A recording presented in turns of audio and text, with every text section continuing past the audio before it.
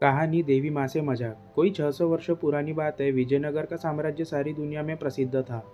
उन दिनों भारत पर विदेशी आक्रमणों के कारण प्रजा बड़ी मुश्किलों में थी। हर जगह लोगों के दिलों में दुख, चिंता और गहरी उधेड़-बुन थी। पर विजयनगर के प्रतापी राजा कृष्णदेव राय की कुशल शासन व्यवस्था, न्याय प्रतिया और प्रजा वात्सल्य के कारण वहाँ प्रजा बड़ी खुश थी। राजा कृष्णदेव राय ने प्रजा में मेहनत और सद्गुणों के साथ साथ अपनी संस्कृति के लिए स्वाभिमान का भाव पैदा कर दिया था। इसलिए विजयनगर की ओर देखने की हिम्मत किसी विदेशी आक्रांता की नहीं थी। विदेशी आक्रमणों की आंधी के आगे विजयनगर एक मजबूत चट्टान की तरह खड़ा रहा। वहाँ लोग साहित्य और कलाओं से प्रेम करने वाले तथा परिहास प्रिय थे। उन्हीं दिनों की बात है। विजयनगर के तेनाली गांव में एक बड़ा बुद्धिमान और प्रतिभा संपन्न किशोर था। उसका नाम था रामलिंगम। वह बहुत हंसोड़ और हाजिर जवाब था। उसके हास्यपूर्ण बातें और मजाक तेनाली गांव के लोगों को खूब आनंदित करते थे। रामलिंगम कुछ ज्यादा हंसता नहीं था, पर धीरे से कोई ऐसी चतुराई की बात कहता था कि सुनने वाले हंसते हंसते लोटपोट हो जाते थे।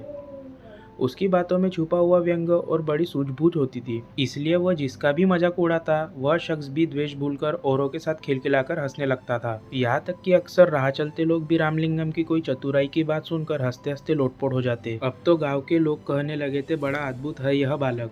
हमें तो लगता है कि यह रोते हुए लोगों को भी हंसा सकता है। रामलिंगम कहता, पता नहीं रोते हुए लोगों को हंसा सकता हूँ कि नहीं, पर सोते हुए लोगों को जरूर हंसा सकता हूँ।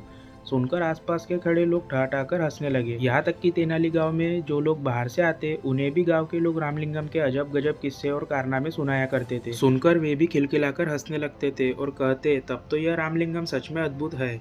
हमें तो लगता है कि यह पत्थरों को भी हंसा सकता है। गांव के एक बुजुर्ग ने कहा, भाई हमें तो लगता है कि यह घूमने के लिए पास के जंगल में जाता है, तो वहाँ के पेड़ पौधे और फूल पत्ते भी इसे देखकर जरूर हंस पड़ते होंगे। एक बार की बात है। रामलिंगम जंगल में घूमता हुआ माँ दुर्गा के एक प्राचीन मंदिर में गया। उस मंदिर की मान्यता थी और दूर दूर से लोग वहाँ माँ दुर्गा का दर्शन करने आया करते थे। रामलिंगम भीतर गया तो माँ दुर्गा की अद्भुत मूर्ति देखकर मुग्ध रह गया। माँ के मुखमंडल से प्रकाश फूट रहा था। रामलिंगम की मानो समाधि लग गई। फिर उसने दुर्गा माता को प्रणाम किया और चलने लगा। तभी अचानक उसके मन में एक बात अटक गई। माँ दुर्गा के 4 मुख थे और 8 भुजाएं थी। इस पर उसका ध्यान गया और अगले ही पल उसकी बड़ी जोर से हंसी छूट गई। ये देखकर माँ दुर्गा को बड़ा कौतुक हुआ। वे उसी समय मूर्ति से बाहर निकल कर आई और रामलिंगम के आगे प्रकट हो गई।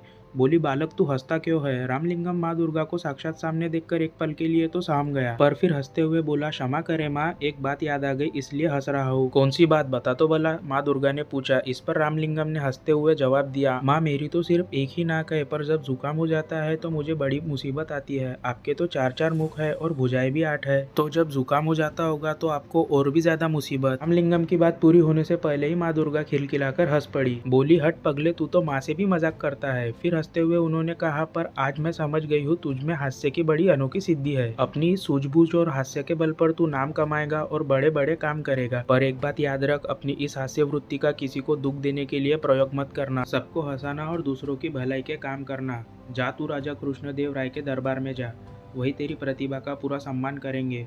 उस दिन रामलिंगम दुर्गा माँ के प्राचीन मंदिर से लौटा तो उसका मन बड़ा हल्का फुल्का था। लौटकर उसने माँ को यह अनोखा प्रसंग बताया। सुनकर माँ चकित रह गई और फिर होते होते पूरे तेनाली गांव में यह बात फैल गई कि रामलिंगम को दुर्गा माँ ने बड़ा अद्भुत वरदान दिया है। यह बड़ा नाम कमाएगा और बड़े बड़े काम करेगा। उसके साथ ही साथ तेनाली गांव का नाम भी बहुत ऊंचा होगा।